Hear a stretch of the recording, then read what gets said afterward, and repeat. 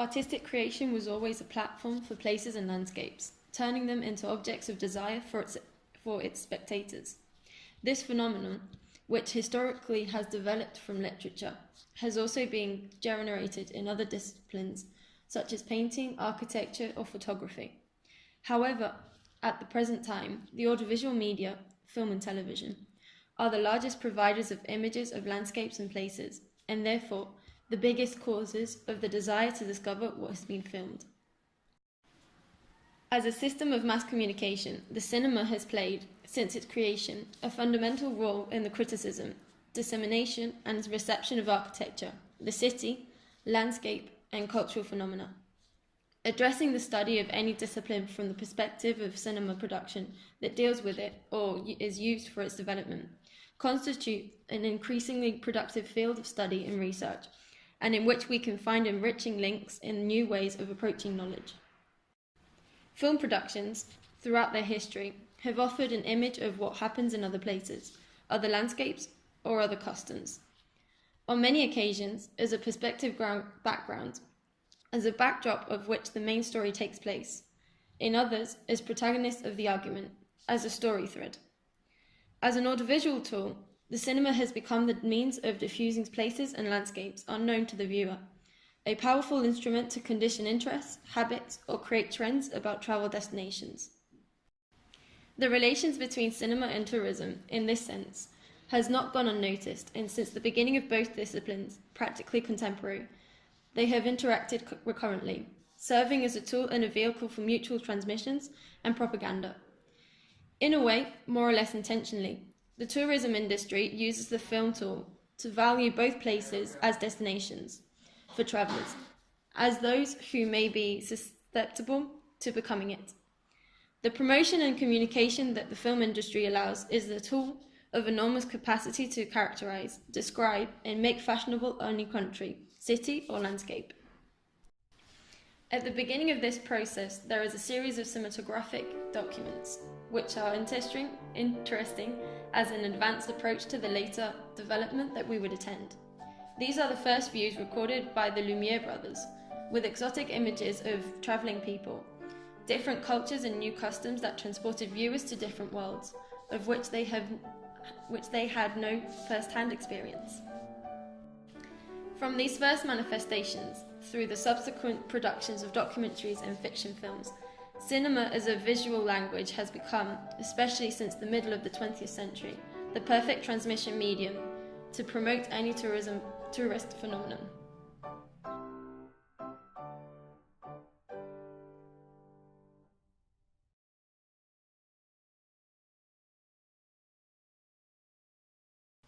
The increasing demand of tourism in recent years has had a considerable impact on the growing competition in the sector and is developing an exponential diversity of offers, typologies, models and products thanks to the action of the mass media, responsible for the confirmation and representation of the image or identity of a country, a city or a territory. A means capable of enhancing places as goods of consumption and sorting them according to the dynamics of tourist supply and demand, creating a kind of brand image that mobilizes the collective imagination and installs itself in the memory of the people. Thus, the complexity of the motivations of tourists is beginning to take into account other types related to various areas or sectors not considered so far, such as gastronomy, ethnology, or film, among others. Indeed, one of these typologies is tourism induced by cinema, generated by the appearance of certain cities, landscapes, locations, or environments in film or television productions, which forms a seductive image for the viewer and has a decisive impact on the choice of their tourist destination, something that would be taken into account in the exploitation strategies of local financing resources. There are many examples of cinematographic or television productions that have had a decisive repercussion in the increase of the tourist visits to the places where they have been filmed. In this sense, cinema becomes not only a product of mass consumption, but also a potential tool to position and differentiate qualitatively a tourist destination. The film productions act as virtual tourist brochures, with a very significant impact on the choice of a holiday destination. The publicity that a film offers to a city or territory that serves as a stage is equivalent to an advertisement seen by 72 million viewers, media of a movie's worldwide audience.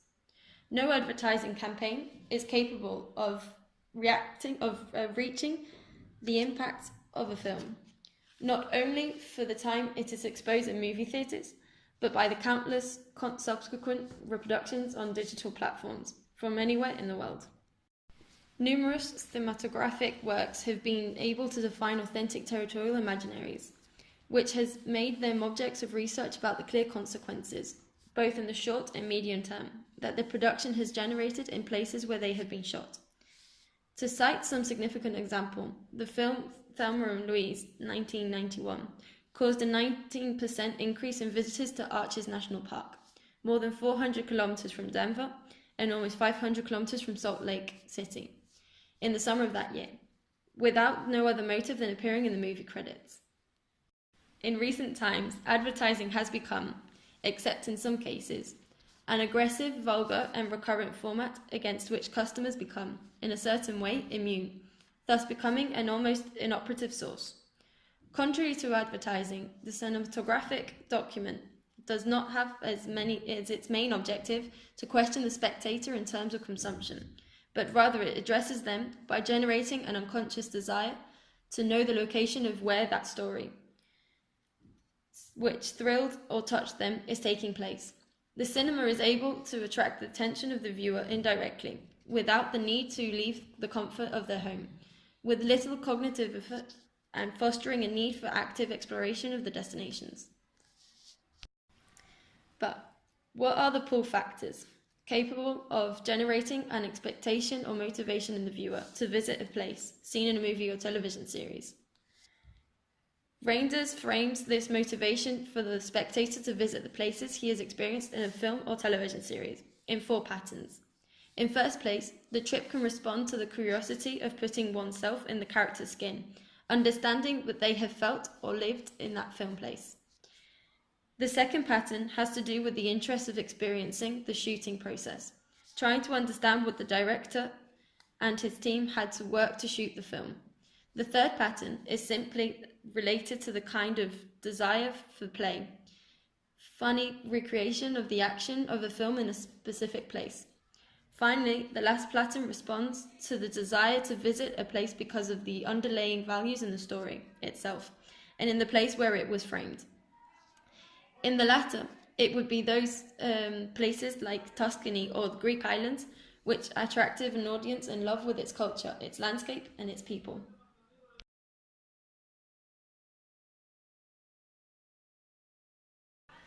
The motivation of a producer or film director to choose a specific location are very diverse. Sometimes certain places are chosen for aesthetic or conceptual reasons, as in the case of Wim Wenders, who chooses certain filming locations based on their fragility, places he considers to be in danger of extinction. However, in many other cases, due to the economic implications of these decisions, the searching for filming locations become a very complex task. The inclusion of a place, landscape, or city in a film or television series as a product has meant that these are compared with the traditional product placement of the films and series.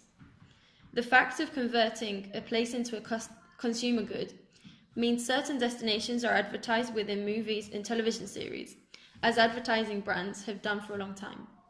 The sales and marketing sector has known for a long time the advantages obtained from introducing a certain product or brand in a film. Paradigmatic examples are found in the film Return to the Future, 1985, with Pepsi, or in Castaway, 2000, with the FedEx Courier Company, which becomes practically the savior of the protagonist, and even providing him an imaginary partner, Wilson, a volleyball. The tourism industry has gathered the experience of the brands, turning some films into real products of local promotion. Some authors call it city placement, by analogy with the product placement of the brands in the films. The development of the exact concept of location of cities or places in the cinema is introduced in scientific research since the 1990s. In particular, some of its promoters are Roger W. Riley and Carlson S. van der Rohen, who could contrast in their studies the rise in tourism in certain places after the success of some films, such as Close Encounters of the Third Kind, 1977, which caused an increase of 74% of visitors to the National Monument of the Devil's Tower, an isolated place in Wyoming, which needs a planned and intentioned trip, away from any conventional tourist circuit.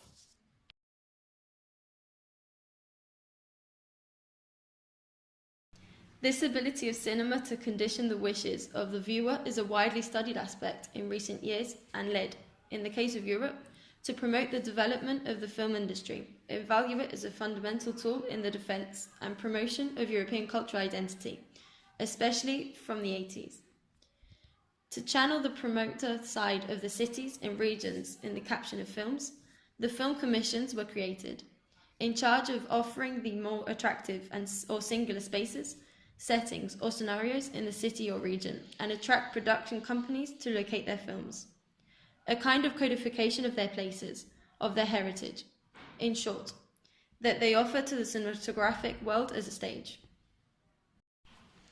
This operation supposes a double benefit. On the one hand, the promotion and development of the local cinematographic industry.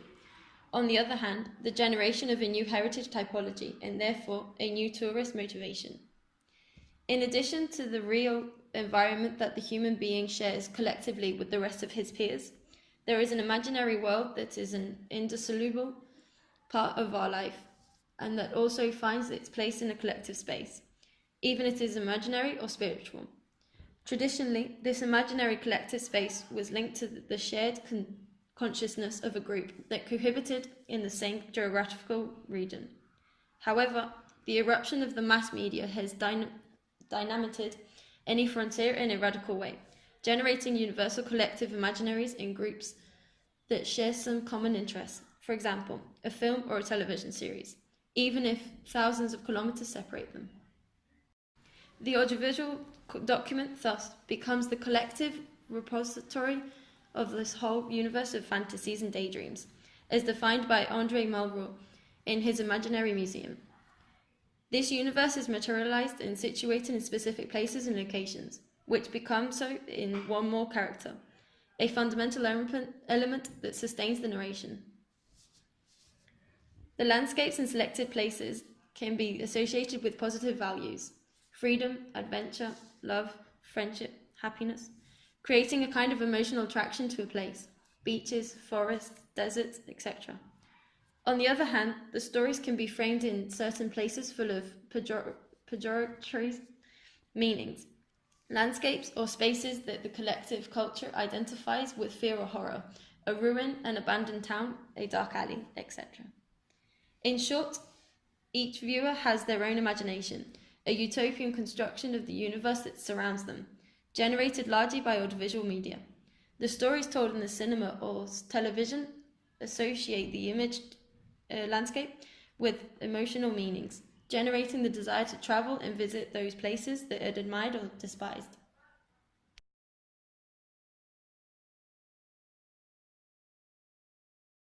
Places, landscapes, and cities are spaces that are constantly transformed and composed by superpositions of paths and tracks. In them, the human being makes space an extension of his thoughts, and registers it in certain discoveries of the environment and its possibility of malleability. Locations of films, places that set them, buildings, looks, etc. The human creations in the city come to life as soon as they are filmed, making them possible to rediscover through the cinematographic proposal. The tourist's own journey in the starting point of a discovery and a frenzy to know everywhere they visit and the things that they are in. In the words of Marc Auger, it is not surprising that it is among travellers on impulse or for unexpected reasons, the tourists, and not among professional travellers or scientists, where we are most likely to find heritage evocation of spaces in which neither identity, nor relations, nor history really make any sense according to the parameters used for its evaluation. Filming a place, a city, or a territory supposes offering unprecedented looks to spaces, buildings, environments, and sceneries, which become new identitary objects, in many cases banal, but that being codified through the camera makes it possible to go through them and recognize them with a contemporary heritage vision.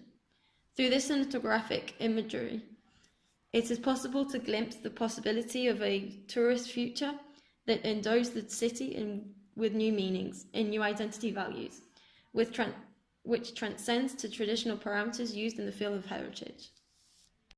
The cinema allows the meeting between the subject and a fragment of space significantly altered by the development of the cinematographic activity itself, evoking a series of processes and changes that finally seem to generate new perspectives of landscape, city, and identity. It is possible, therefore, to read the city in an innovative way and recompose it through the different layers that make up its cinematographic imagery. With this starting hypothesis from the research project Malaga, basis for the sustainable rehabilitation of the historical heritage of Malaga, an interesting researching line is opened, which intends to approach the case of the city of Malaga, Spain, and the assessment of the impact that film production has generated in its urban environment. This research, not yet carried out in the city of Malaga, will be able to generate a contemporary heritage that goes from the own productions of the movie roots that the films can generate, as well as the added value over the territory brand, which can serve as a tourist promotion that transcends the current and typical offer of sun and beach.